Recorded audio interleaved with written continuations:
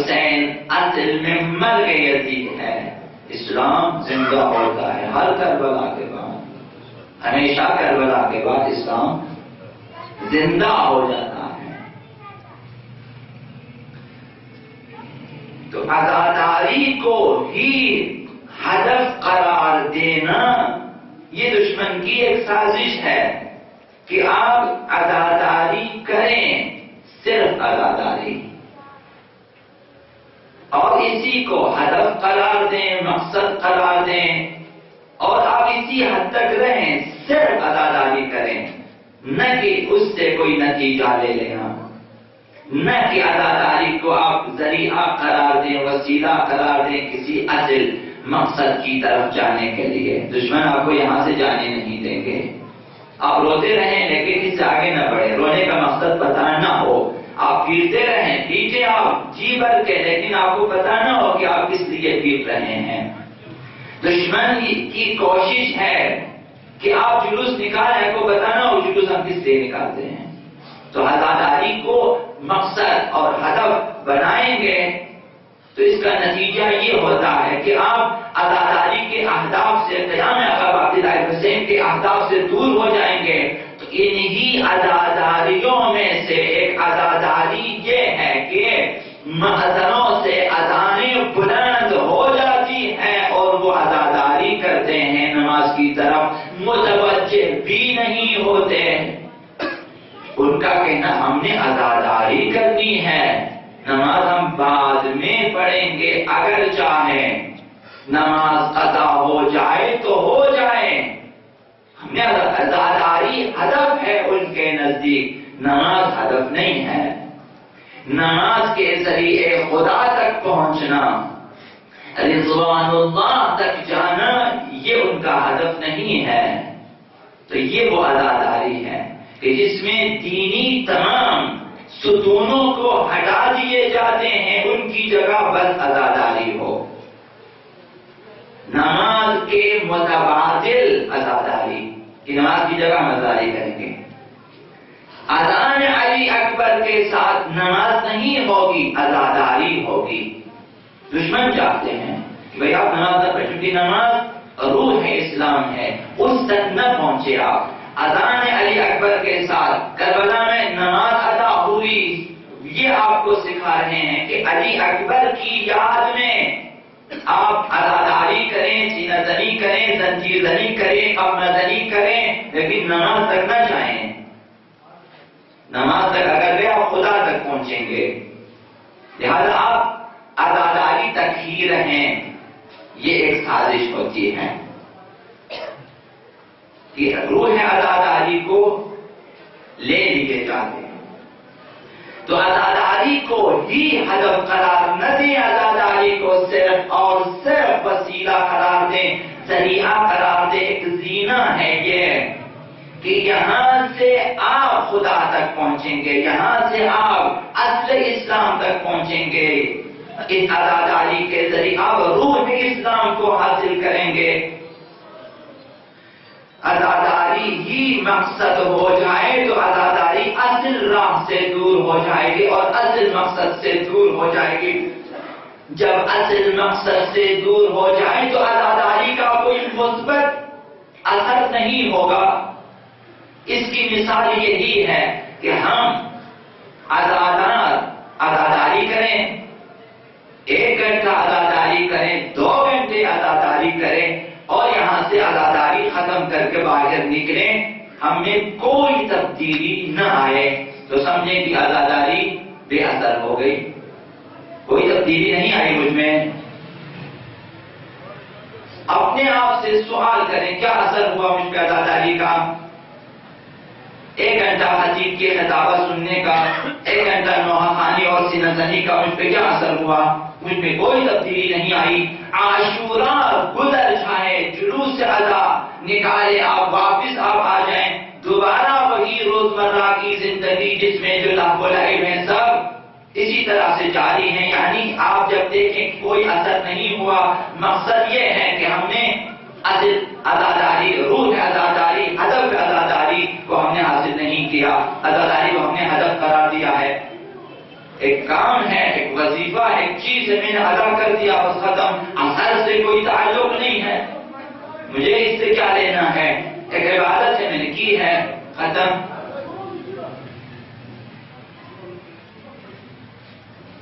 یہ فرق حاصل کرنا، ذہن میں رکھنا، عقیدوں میں رکھنا اور عزاداری میں اس اصل کو، اس اصول کو ذہن میں رکھنا اور عزاداری کرنا یہ تھوڑا سا مشکل ہے۔ عزاداری کا کیا ہدف ہو سکتا ہے، اسے سمجھنے کے لیے دیکھنا چاہیے ہم 14 معصومین کی عزاداری کرتے ہیں، لہذا عزاداری کو باہدف بنانے کے لیے صاحبان عزا کی فکر کا مطالعہ کریں، معصومین کی فکر، افکار معصومین ان کا مطالعہ کریں، فکر حسینی کا مطالعہ، فکر عربی کا مطالعہ کریں، آقا امیر المومنین کیا چاہتے ہیں، آقا امیر المومنین کا عقیدہ کیا ہے، ان کی فکر کیا ہے، آقا امام حسین کی فکر کیا ہے، ان کی تدبیر کیا ہے، ان کا مقصد کیا ہے۔ لہذا اگر عبداللہ حسین کی نیت، اہل بیت کی نیت کیا تھی اپنے قیام میں، اپنے اعمال میں، اپنی جنگوں میں، اپنی جہاد میں، ان کی نیت کیا ہوتی، ان کا ارادہ کیا ہوتا تھا، جب ان کا مطالعہ کریں گے تو آپ بہتر سمجھ سکتے ہیں کہ ان کے لیے، ان کی خاطر جو ہم عزاداری کرتے ہیں، ان کی یاد میں، ان کی مصیبتوں کو یاد کرتے ہیں، ان کی فکر کو زندہ رکھنا چاہیے۔ عزاداری اس طرح سے ہو کہ اس میں اہل بیت کی فکر زندہ ہو، افکار اہل بیت، سیرت اہل بیت، جہاد اہل بیت، قیام اہل بیت، تعلیمات اہل بیت زندہ ہو جائیں۔ خداوند متعال نے حکم دیا یا ایھا الذین آمنوا کونوا انصار اللہ، کہ لوگوں اللہ کے مددگار بن جاؤ۔ یہ اہل بیت کا ایک ہدف ہوتا ہے، خدا کی مدد کرنا، نصرت کرنا خداوند متعال کی۔ کما قال عیسی ابن مریم للحواریین من انصاری الی اللہ، جیسا کہ عیسی ابن مریم نے حواریین سے سوال کیا کون ہے من انصاری الی اللہ، خدا کی جانب راہ خدا میں میری مدد کرنے والے، قال الحواریون نحن انصار اللہ، حواریین نے کہا کہ ہم ہیں آپ کی مدد کرنے کے لیے خدا کی طرف راہ خدا میں۔ تو اس آیت میں پیغام کیا ہے کہ خداوند متعال نے مومنین کو دعوت دی اور عیسیٰ کی مثال پیش کی، جس طرح عیسیٰ نے حواریین سے پوچھا۔ آیت میں پیغام یہ ہے کہ آؤ خدا کے مددگار بن جاؤ، انصار اللہ بن جاؤ۔ جیسا کہ عیسیٰ نے کہا کہ ہم اللہ کے، عیسیٰ کے حواریین نے کہا ہم اللہ کے مددگار ہیں، ہمارے لیے بھی یہی پیغام ہے۔ یہ جو حواریین نے کہا کہ نحن انصار اللہ، ہم خدا کے مددگار، اس کا مطلب یہ ہے کہ ہر زمانے میں اللہ کے رسول کی مدد کی جائے، یہ نصرت خدا ہے، خدا کی مدد یعنی یہ۔ تو اس کا مطلب یہ ہوگا کہ ہر زمانے میں جو بھی اللہ کا نمائندہ ہوگا اس کی مدد کی جائے تو یہ اللہ کی مدد ہے۔ عیسیٰ نے کہا کہ میری مدد کرو راہ خدا میں، خدا کی طرف جانے میں، دین خدا کی مدد، دین خدا کی مدد انبیاء کی مدد ہوتی ہے، تب آپ دین کی مدد کر سکتے ہیں، اوصیاء الہی کی مدد ہوتی ہے تب دین کی مدد ہوتی ہے۔ اگر انہیں چھوڑ کر ہم دین کی مدد کرنا چاہیں تو وہ ایک نیا دین بن سکتا ہے، ایک نیا مذہب وجود میں آ سکتا ہے، ایک نئی راہ جو اسلامی راہ نہیں ہے، ایک ایسا مسلک وجود میں آ سکتا ہے جو الہی نہیں ہے۔ تو ضرورت ہے کہ اللہ کے نمائندوں کی مدد کی جائے، وہ بتا دیں گے ہمیں کہ تم نے کس فیلڈ میں ہماری مدد کرنی ہے۔ کس زمرے میں ہماری مدد کرنی ہے، کہاں کہاں کس طرح مدد کرنی ہے، تب خدا کی مدد ہوگی۔ لہذا ہر زمانے میں موجود اللہ کا نمائندہ، چاہے نبی ہو یا امام، اس کی مدد کرنا اللہ کی مدد کرنا ہے۔ اللہ نے اپنے بندوں میں سے پاک ترین افراد کو، خالص ترین افراد کو اور برترین بندوں کو زمین پہ اپنا خلیفہ بنایا، اپنی جانشینی کے لیے انتخاب کیا، اپنا نمائندہ بنایا، اور پھر فرمایا کہ ان کے ساتھ اگر دوستی کرو گے میرے ساتھ تم نے دوستی کی ہے، ان کے ساتھ اگر جنگ کرو گے تم نے میرے ساتھ جنگ کی ہے، ان سے محبت کرو گے تو تم نے مجھ سے محبت کی ہے، اگر ان سے دشمنی کی تو مجھ سے دشمنی کی، ان کے ساتھ جڑے رہے تو مجھ سے جڑے رہے، اگر ان سے جدا ہو گئے تو مجھ سے جدا ہو گئے۔ زیارت جامعہ کبیرہ میں یہ جملے آپ کو ملیں گے۔ السلام علی الذین هم علی الذین من وعلاهم فقد وعد اللہ، سلام ہو ان مقدس ہستیوں پہ، ائمہ اطہار پہ، کہ جن سے کسی نے دوستی کی، جن کی ولایت کو کسی نے تسلیم کیا، اس نے خدا سے دوستی کی اور خدا کی ولایت کو تسلیم کیا۔ ومن عاداهم فقد عاد اللہ، جس نے ان سے دشمنی کی اس نے خدا سے دشمنی کی ہے۔ یہ آئینہ یہ تمام نمائے خدا ہیں، انبیاء و اوصیاء الہی۔ ومن عرفهم فقد عرف اللہ، انہیں پہچانو گے تو خدا کو پہچان جاؤ گے، خدا کی شناخت ان سے ہوگی۔ ومن جہلهم فقد جہل اللہ، جو ان سے جاہل رہا وہ خدا سے جاہل رہتا ہے۔ جو علی تک نہ پہنچے، جو حسین تک نہ پہنچے، وہ کبھی بھی خدا تک نہیں پہنچ سکتا ہے، نہ خداوند قبول کرتا ہے۔ آقا امام زمان سے ہو کر، آقا امام حسین سے ہو کر، آقا امیر المؤمنین سے ہو کر آپ رسول خدا تک پہنچیں گے، رسول خدا سے ہو کر آپ خدا تک پہنچیں گے۔ اگر آپ انہیں چھوڑ کے جانا چاہیں خدا تک، کبھی بھی نہیں پہنچ سکتے۔ وَمَنْ جَهِلَهُمْ فَقَدْ جَهِلَ اللَّهُ، جو خدا ان سے جاہل رہا وہ خدا سے جاہل رہا۔ وَمَنْ اعْتَصَمَ بِهِمْ فَقَدْ اعْتَصَمَ بِاللَّهِ، جو ان سے جڑا رہا وہ خدا سے متصل ہوا۔ وَمَنْ تَخَلَّى مِنْهُمْ فَقَدْ تَخَلَّى مِنَ اللَّهِ، جو ان سے دور رہا، جو ان سے جدا رہا، وہ خدا سے جدا رہے گا۔ تو خدا نے ایسے افراد کا انتخاب کیا ہے، پاک ترین افراد ہیں، برترین افراد ہیں اور خالص ترین افراد۔ جب خداوند متعال فرماتا ہے کہ میری مدد کریں تو مراد یہ ہوتا ہے کہ میرے جانشینوں کی مدد کریں، میرے نمائندوں کی مدد کریں، میرے خلیفوں کی مدد کریں، جنہیں میں نے روئے زمین پہ بندگان خدا میں، جنہیں خدا نے اپنے بندوں میں اپنا جانشین قرار دیا ہے، خلیفہ قرار دیا، ان کی مدد مراد ہوتی ہے۔ بس ہر زمانے میں لوگوں کی ذمہ داری یہ ہوتی ہے، لوگوں کا وظیفہ یہ ہوتا ہے کہ اپنے زمانے میں موجود نمائندہ الہی کی نصرت کریں، مدد کریں، ساتھ دیں، ان کی فریاد پہ لبیک کہیں، یہ جب پکاریں تو لبیک کہیں، یہ جب بلائیں تو لبیک کہیں، یہ جب قیام کے لیے کہیں تو لبیک کہیں، یہ جب سکوت کے لیے کہیں تو لبیک کہیں، یہ جب سر کٹانے کے لیے کہیں تو لبیک کہیں۔ ان کی مدد ہونی چاہیے۔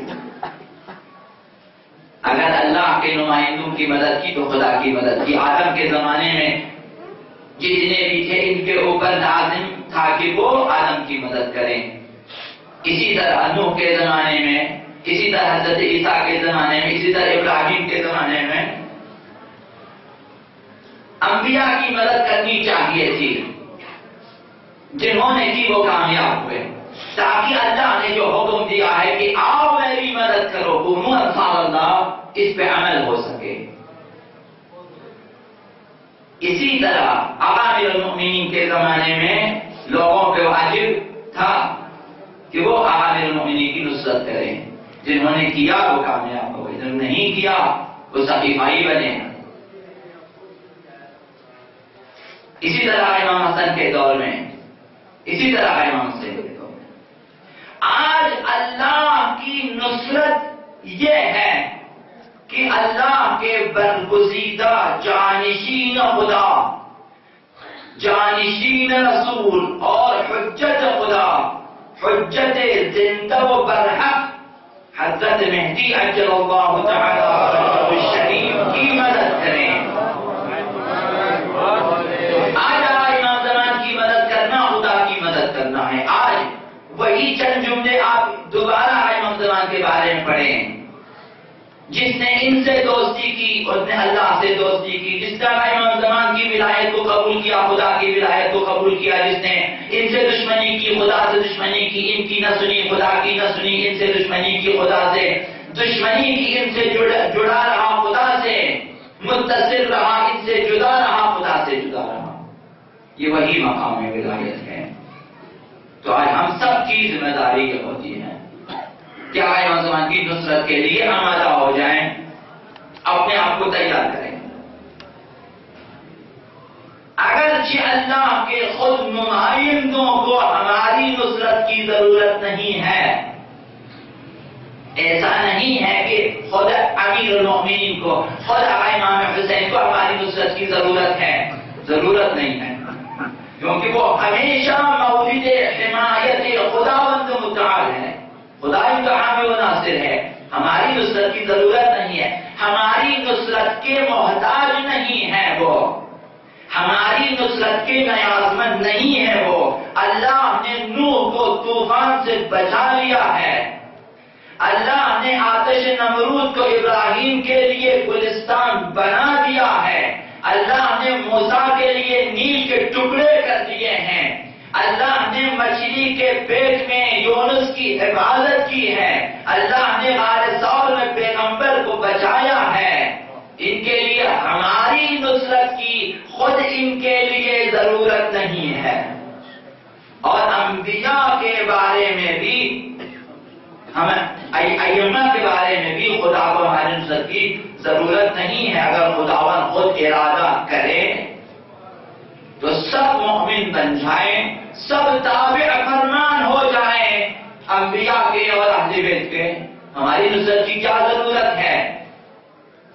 خدا اگر ارادہ کرے یہ سب کچھ ہو جاتا ہے، لیکن خدا نے چاہا یہ ہے کہ لوگ اپنے ارادے سے، اپنی مرضی سے، اپنے اختیار سے، اپنے شوق سے، اپنی رغبت سے اللہ کے نمائندوں کی طرف آئیں اور نصرت کریں۔ خدا اس وقت یہ ارادہ نہیں کرتا کہ خواہ نہ خواہ یہ اہل بیت کی مدد کرے، نہ انسان کو اپنی مرضی پہ چھوڑ دیتا ہے۔ اہل بیت کا تعارف ہو جاتا ہے، انسان اہل بیت کے سامنے ہے، اہل بیت مدد کے لیے پکارتے ہیں، اس انسان کو اس وقت اپنے اختیار میں اپنی مرضی کے مطابق خداوند چھوڑ دیتا ہے کہ فیصلہ تو نے خود کرنا ہے کہ آنا ہے یا نہیں آنا۔ نہ اہل بیت زبردستی لے جائیں گے، نہ خداوند زبردستی بھیجے گا اسے۔ اس سلسلے میں ایک دوسرے سے آگے بڑھنے کے لیے کہا ہے ہمیں کہ فاستبقوا الخیرات، اہل بیت کی مدد کرنے میں، اہل بیت کی ولایت کی طرف بڑھنے میں آگے بڑھیں۔ پانچویں امام نے فرمایا کہ خیرات ہماری ولایت ہے، اس میں سبقت دے جائیں، ایک سے بڑھ کر ایک دوسرے سے بڑھ جائیں ہماری طرف آنے میں، یعنی اس وقت امام زمان کی طرف بڑھنے میں، ان کی معرفت حاصل کرنے میں، ان کی نصرت کرنے میں، دین خدا کی نصرت کرنے میں، جو کہ امام زمان کی نصرت ہے، اپنے آپ کو ٹھیک کرنے میں، یہی نصرت ہے امام زمان کی کہ ہم گناہ نہ کریں، امام زمان کی آپ نے مدد کی ہے۔ معاشرے سے کسی گناہ کو ختم کرنے کی کوشش کی تو آپ نے امام زمان کی مدد کی ہے، دین کی مدد کی ہے۔ انہیں خود اپنے لیے مدد کی ضرورت نہیں ہے۔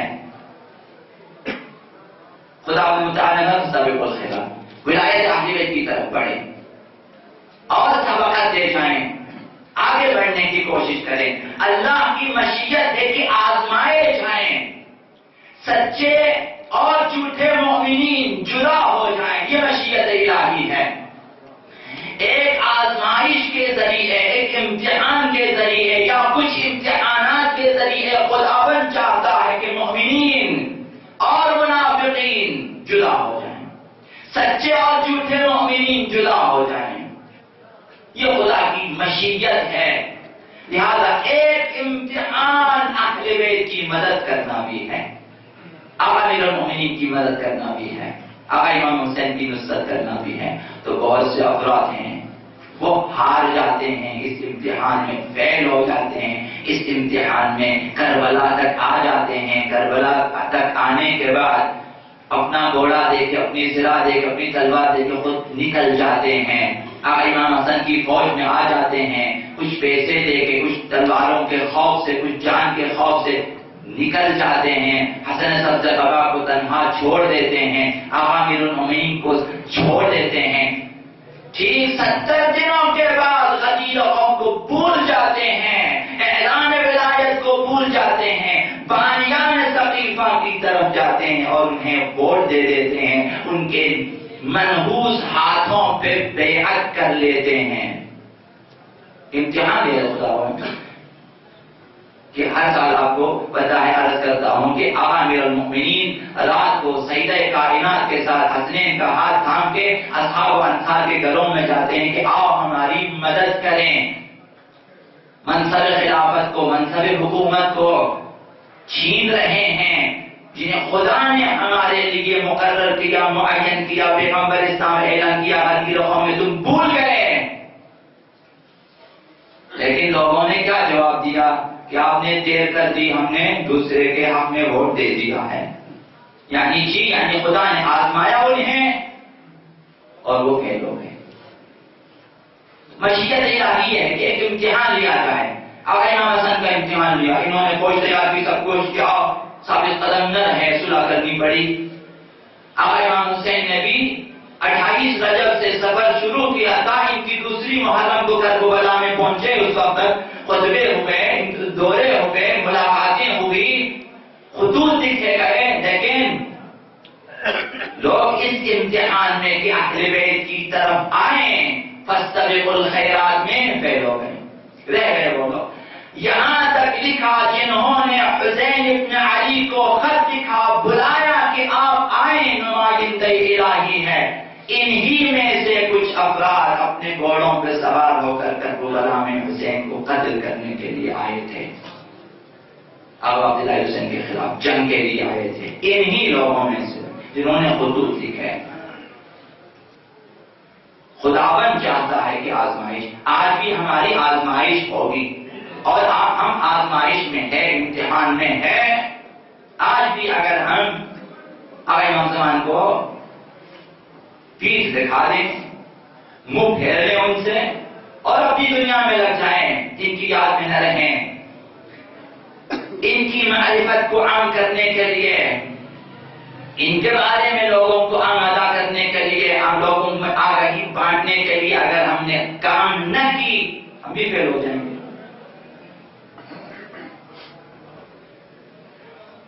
لہذا اللہ کی مدد کرنے کو اپنی زندگی کا پہلا ہدف قرار دینا یہ مومن کی نشانی ہے کہ مومن کی زندگی خدا کے لیے وقف ہونی چاہیے، اللہ کی نصرت کے لیے، اللہ کے نمائندوں کی نصرت کے لیے آمادہ ہوگا، یہ سچے مومن ہیں۔ اور اس طرح وہ اپنی ابدی سعادت کو حاصل کرے گا۔ لیکن جو فاسق ہوگا، منافق ہوگا، جو صحیح معنی مومن نہ ہوگا، وہ کسی نہ کسی بہانے سے اہل بیت کی مدد نہیں کرے گا۔ کبھی ٹائم نہیں ہے، کبھی حالات ایسے نہیں ہیں، کبھی جو ہیں اقتصادی حالات جو ہیں وہ اجازت نہیں دیتے، کبھی مختلف مصروف گے. مجالس آقا عبداللہ حسین میں آنا یہ ایک نصرت ہے. اہل بیت کی عزاداری کی محفلوں میں بیٹھنا، سننا، عزاداری کرنا سب اہل بیت کی مدد ہے. تو آپ قدم بقدم اہل بیت کی طرف بڑھ رہے ہیں. اپنے اشعار کے ذریعے، اپنے خطبوں کے ذریعے، اپنی کتابوں کے ذریعے آپ پھیلاتے ہیں معارف اہل بیت کو. یہ اہل بیت کی مدد ہے. اگر نہ کی مختلف بہانے آپ کے پاس ہو سکتے ہیں. اگر ہم نے ارادہ کیا کہ ہم ان چیزوں میں اپنے آپ کو مصروف نہیں کریں گے تو آپ دیکھیں گے خدا کی نصرت اگر ہٹ گئی، خدا کی تائید و حمایت ہٹ گئی، پھر خداوند ہمیں اپنے نفس امارہ کے ساتھ چھوڑ دے گا. اس وقت آپ کے پاس لاکھوں بہانے آ جائیں گے. آپ خود بخود دور ہوتے جائیں گے. اس قدر دور ہو جائیں گے کہ آپ تک شاید کبھی عزاداری کی صدا بھی نہ آئے. کسی ایسے اندھے کنویں میں جا کر گر جائیں کہ پتہ بھی نہ چلے کہ آپ جہنم کے کس طبقے میں پہنچے ہیں. خداوند اگر دور کرنا چاہے پھر بہت دور ہو جائیں گے، دین سے بھی، اسلام سے بھی، اہل بیت سے بھی. جب سچے مومن نہیں ہوں گے تو اہل بیت کو، اللہ کے نمائندوں کو دشمنوں میں تنہا چھوڑ دیں گے. خداوند آزمانا چاہتا ہے کہ حسین میدان کربلا میں یکو تنہا پکار رہے ہیں حل من ناصر ینصرنا، اور وہ بہت سارے لوگ سنیں گے نہیں آئیں گے، تنہا چھوڑ دیں گے. بس ہر زمانے میں معصوم کی مدد اللہ کی مدد ہوتی ہے. لہذا اس زمانے میں واجب ترین کام یہ ہے وَإِلَّا مَيْتَةً جَاهِلِيَّةً انتظار میں ہے. اگر اہل بیت کا ساتھ نہ دیا، اگر اہل بیت کی معرفت نہ ہوئی، ابھی اگر آقا امام زمان کے بارے میں کچھ نہ کیا، ان سے دور رہے، ان کے منتظر نہ ہوئے، ان کی معرفت نہ ہوئی، مَاتَ مَيْتَةً جَاهِلِيَّةً. یہ جاہلیت کی موت کیا ہے؟ یہ وہی کفر و شرک کی موت ہے. یہ وہی یہودیت نصرانیت کی موت ہوتی ہے، غیر اسلامی موت ہوتی ہے. لہذا بس خدا بھی مددگار بننے کے لیے لوگوں میں ندا دیتا ہے کونوا انصار اللہ. یہ فریاد خدا، ندائے الہی کہ لوگوں اللہ کے مددگار بن جاؤ. تمام انبیاء بھی لوگوں کو ندا دیتے تھے لوگوں میں کہ آؤ مدد کریں خدا کی. من انصاری اللہ. آقا عبداللہ حسین کی فریاد بھی یہی تھی، حل من ناصر ینصرنی امام مغیث یغیثنا لوجہ اللہ. ہے کوئی جو خدا کی خاطر ہماری مدد کرے، ہماری آواز پہ لبیک کہے، ہماری ندا سنے اور جواب دے. امام ذاب یذب عن حرم رسول اللہ. ہے کوئی حرم پیغمبر خدا کا دفاع کرے. آج بھی اہل بیت پہ حملے ہو رہے ہیں، آج بھی قرآن پہ حملہ ہو رہا ہے، آج بھی مکہ و مدینہ پہ حملے ہو رہے ہیں. شاید حرم خدا، حرم رسول خدا خطرے میں ہے، آج بھی خطرے میں. شاید ندا یہی ہے کہ 1400 سال بھی حرم خدا کا دفاع کرنے کے لیے لوگ آمادہ ہو جائیں. تو آج بھی یہ ندا ہے چونکہ خطرہ ہے، چونکہ دشمن ہے. وہی دشمن ہے جو کل تھے، آج بھی وہی ہے. آج بھی اہل بیت خطرے میں ہے، جینا اہل بیت خطرے میں ہے، آج بھی قرآن خطرے میں ہے، آج بھی کعبہ خطرے میں ہے، آج بھی بیت المقدس خطرے میں ہے، آج بھی مدینہ خطرے میں ہے، کوفہ خطرے میں ہے، حرم اہل بیت. تو حل من ذاب یذب عن حرم رسول اللہ. ہے کوئی دفاع کرنے والا. تو آج بھی آقا عبداللہ حسین نصرت کے لیے پکار رہے ہیں، آؤ انصار اللہ بن جاؤ، آؤ ہماری مدد کریں، تاکہ حقیقی اسلام پھیل جائے، ظلم و شر و فساد و فسق و فجور ختم ہو جائے. اس ہدف کا حصول امت کی مدد کے بغیر ممکن نہیں ہے، کیونکہ اہل بیت نے معجزے سے نہیں کرنا ہے، یہ کام کرنا ہوگا خود پیغمبر اسلام کر لیتے، عوام المؤمنین کر لیتے، اپنی اس شجاعت کے ساتھ، اپنی ان کرامتوں کے ساتھ، اپنے ان معجزات کے ساتھ، اپنے ذوالفقار کے ساتھ کر لیتے، نہیں کرنے، پکارتے رہیں گے نصرت کے لیے، مدد کے لیے کہ آ جاؤ۔ اگر امت قیام کرے، اگر امت بیدار ہو جائے، اگر امت نصرت کے لیے اقدام کرے تو اہل بیت سب سے آگے ہے۔ اہل بیت اپنی جانوں کا نذرانہ دیں گے امت کے لیے، امت کی بیداری کے لیے، امت کو خدا تک پہنچانے کے لیے۔ آقا امام زمان بھی یہی فریاد کریں گے۔ ظہور کے بعد اپنے پہلے خطبے میں یہی فرمائیں گے، یا ایھا الناس انا نستنصر اللہ، لوگوں ہم اللہ کی مدد کے طلبگار ہیں، ہم خدا سے مدد چاہتے ہیں، چونکہ لا حول ولا قوت الا باللہ۔ لیکن ومن اجابنا من الناس، اور لوگوں میں سے بھی جو بھی ہماری آواز پہ لبیک کہے ان کی نصرت کے بھی ہم خواہاں ہیں کہ وہ بھی ہماری مدد کریں۔ تو خدا سے لے کر آقا امام زمان تک سب یہی چاہتے ہیں کہ ہم مدد کریں، دین کی، خدا کی مدد کریں، اہل بیت کی مدد کریں، نمائندگان الہی کی، ائمہ معصومین کی، اولیاء الہی کی مدد کریں، نصرت کریں۔ عزاداری کی مجالس میں حلب آقا امام حسین، حلب عزاداری آقا عبداللہ حسین یہی ہونی چاہیے کہ ہم خدا کی مدد کریں، ہم لوگ خدا کی مدد کریں۔ عزاداری وسیلہ ہونا چاہیے کہ لوگوں کو اللہ کی دین خدا کی نصرت کے لیے، نمائندگان الہی کی نصرت کے لیے آمادہ کریں، تیار کریں، جوانوں کو تیار کریں، بچوں کو تیار کریں۔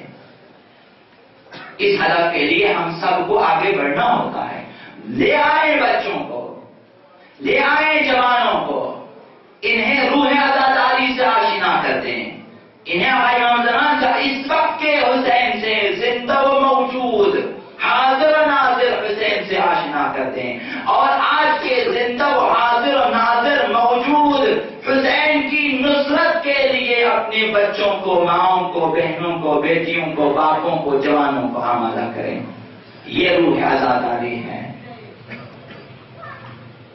عزاداری کا مقصد آقا عبداللہ حسین کے اہداف و افکار کو عملی جامہ پہنانا ہونا چاہیے۔ یہ مقصدیت عزاداری میں سب سے زیادہ اہمیت کی حامل چیز ہے۔ مقصد آقا عبداللہ حسین کو عملی جانب ہے کہ لوگوں میں حسینیت، لوگوں کے کردار میں، افکار میں، اخلاق میں حسینیت جلوگر ہو، نظر آ جائیں کہ یہ شخص، اس کا کردار حسینی ہے، اس کا اخلاق حسینی ہے، اس کی عبادتیں حسینی ہیں، بمعرفت عارفانہ ہے۔ یہ نظر آنی چاہیے لوگوں میں، اس قدر لوگوں میں عزاداری کے اہداف زندہ ہونے چاہیے۔ یہی مقصدیت ہے کہ اسلام کو زندہ کرنے کے لیے، کہ اسلام کو یہاں سے حیات ملتی ہے، نہ صرف رونے سے، بامقصد رونے سے اسلام کو حیات ملتی ہے، نہ صرف سینہ زنی سے، بامقصد سینہ زنی سے اسلام کو حیات ملتی ہے۔ لیکن ایسا ہوتا ہے کہ عزاداری کے فلسفے کو بلا دیا جاتا ہے، عزاداری تمہید اور وسیلہ بننے کی جگہ عزاداری خود ہدف ہو جاتی ہے۔ اس وقت ہے کہ انسان گمراہ ہو جاتا ہے۔ عزادار ہیں لیکن بے مقصد عزادار ہیں۔